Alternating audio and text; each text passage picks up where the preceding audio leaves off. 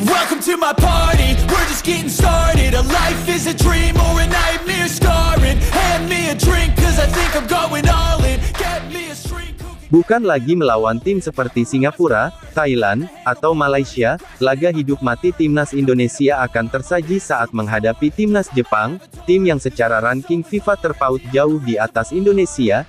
Ini akan menjadi laga yang cukup menarik. Di satu sisi pesimisme muncul, jika timnas akan sulit mengalahkan Jepang, akan tetapi di sisi lain pelatih Shin Tae-yong menyebutkan bahwa Korea Selatan bahkan tak diunggulkan saat menghadapi Jerman pada Piala Dunia 2018 lalu, namun secara mengejutkan Korea Selatan berhasil mengalahkan Jerman, jadi bukan tidak mungkin jika Indonesia mampu mengalahkan Jepang dan lolos ke babak selanjutnya.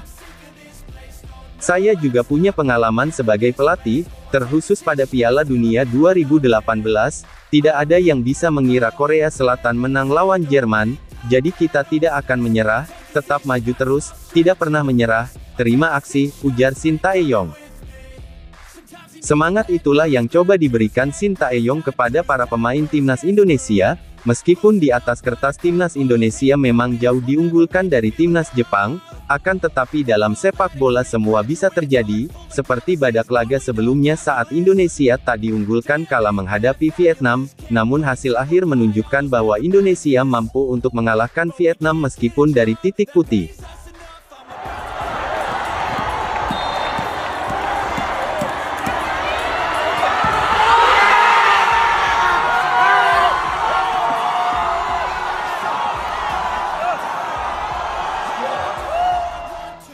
Laga menghadapi Jepang mungkin akan menjadi laga yang sangat ditunggu-tunggu oleh para supporter timnas Indonesia. Bagaimana tidak, laga ini akan menjadi laga yang menentukan siapa yang menjadi runner-up grup D, dan hal ini akan membuat Jepang tampil habis-habisan untuk mengalahkan timnas Indonesia. Apalagi jika Jepang kalah dari Indonesia membuat peluang Samurai Biru untuk lolos ke babak 16 besar akan sirna. Untuk Indonesia jika kalah dari Jepang masih memiliki peluang lolos melalui peringkat 3 terbaik, asalkan tidak terlalu banyak kebobolan, dan hal itu masih menunggu hasil dari pertandingan negara lain. Tentunya tidak sah jika Indonesia bergantung pada negara lain, Indonesia harus bisa menentukan nasibnya sendiri, untuk itu kemenangan atas Jepang harus menjadi prioritas, apalagi sehebat-hebatnya Jepang pasti memiliki celah untuk bisa dikalahkan. Kita bisa berkaca pada Irak yang dengan mengejutkan bisa mengalahkan Jepang. Irak bisa mengalahkan Jepang karena pelatih Jesus Casas tahu kelemahan Jepang. Timnas Jepang adalah tim dengan tipikal permainan yang suka menyerang. Mereka akan terus menekan lawan dan hal ini membuat celah di lini pertahanan Jepang. Kesempatan inilah yang dimanfaat para pemain Irak untuk bisa menjebol gawang Jepang. Cara ini juga bisa diterapkan Indonesia. Kunci dari berhasilnya taktik ini adalah pertahanan yang kuat, gelandang yang lincah dan cepat, kombinasi yang baik, dan finishing yang akurat. Jika semua itu terpenuhi bukan tidak mungkin Indonesia bisa mengalahkan Jepang seperti Irak. Shots, yeah, straight to the face. And I wanna get lost, I'm sick of this place. Don't know how to stop when I'm feeling this way. So I'm taking 6 shots till I'm feeling okay. I think I'm going crazy. Don't think I'll get home safe. So I'm taking 6 shots, all straight to the face. I'm taking 6 shots, are you coming with me? Pelatih timnas Indonesia, Shin Tae-yong, diprediksi akan melakukan sedikit perubahan dalam susunan pemainnya saat bersua timnas Jepang. Shin Tae-yong diyakini akan mempertahankan pakem 3-4-2-1 untuk melawan Jepang. Namun, dengan pemilihan pemain yang berbeda demi menyesuaikan karakteristik Jepang. Trio lini pertahanan Sandy Walsh, Jordi Amat, dan Justin Hubner dapat dipertahankan untuk menjadi tembok Hernando Ari yang tidak tergantikan di bawah mistar gawang timnas Indonesia. Asnawi Mangkualam bakal turun di wingback kanan timnas Indonesia, sedangkan Sain Patinama mempunyai peluang untuk bermain di wingback kiri buat menggantikan Pratama Arhan. Ivar Jenner sudah pasti mengunci satu tempat di lini tengah timnas Indonesia. Gelandang berusia 20 tahun itu bisa bertandem dengan Ricky Kambuaya. Kambuaya dapat menjadi pilihan yang realistis untuk Shin Tae-yong mengingat gaya bermainnya sebagai petarung dan ngotot demi meladeni lini tengah Jepang yang dipimpin Wataru Endo. Duo gelandang serang kemungkinan bakal tetap dihuni Yakob Sayuri dan Marcelino Ferdinand. Keduanya saling melengkapi. Yakob tipe pekerja keras, sementara Marcelino skillful. Di lini depan, Shin Tae-yong diprediksi masih akan mengandalkan Rafael Struijk. Pelan-pelan, penyerang berusia 20 tahun itu mulai menunjukkan kontribusinya di timnas Indonesia. Shin Tae-yong masih mempunyai beberapa pemain yang bisa menjadi alternatif seperti Rizky Ridho, Elkan Bagot, Pratama Arhan, Egy Maulana Fikri, dan Witan Sulaiman untuk diturunkan.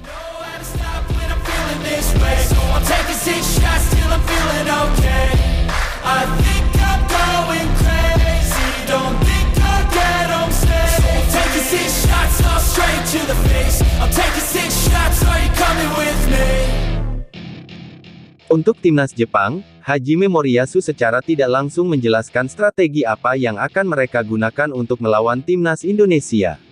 Dikutip dari media Jepang, Soccer King, Hajime Moriyasu mengatakan akan ada beberapa strategi yang akan ia gunakan untuk laga melawan timnas Indonesia. Di mana timnas Jepang tengah fokus mengembangkan pertahanan mereka dan skema serangan balik mereka. Hal tersebut didapatkan timnas Jepang usai mereka kalah dari timnas Irak. Untuk bisa menembus wilayah lawan baik individu maupun kombinasi tim, aspek individu juga dipelajari, dan respon taktikal juga diperlukan, seperti memilih pemain dengan kemampuan bertahan dan meningkatkan jumlah serangan balik, tutur Moriyasu. Selain itu Hajime Moriyasu juga mengatakan bahwa fisik pemain timnas Jepang juga perlu ditingkatkan saat ini. Karena pada laga melawan Irak, timnas Jepang seringkali kalah dalam adu fisik. Dalam sesi latihan, kita berlatih untuk mengembangkan kekuatan individu untuk bisa beradu, ujar Hajime Moriyasu.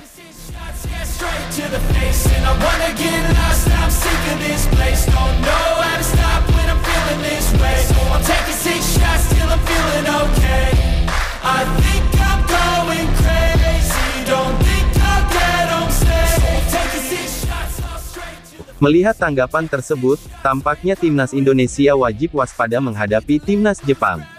Apalagi laga timnas Indonesia vs Jepang jadi laga hidup mati bagi kedua tim.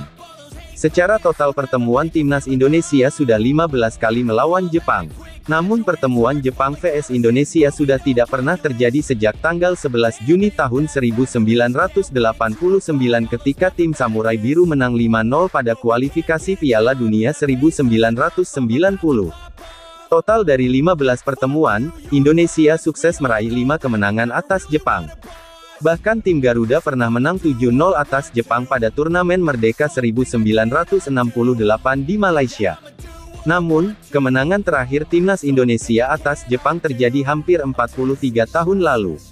Momen itu terjadi pada laga persahabatan, tanggal 24 Februari tahun 1981, saat tim Garuda menang 2-0 atas Jepang. Sementara Jepang meraih 8 kemenangan atas Indonesia. Akankah timnas Indonesia bisa memenangkan laga kontra Jepang, dan menjadi runner-up di grup D, atau timnas Indonesia akan imbang atau bahkan kalah atas Jepang, dan membuat mimpi Indonesia hancur? Menarik untuk dinantikan.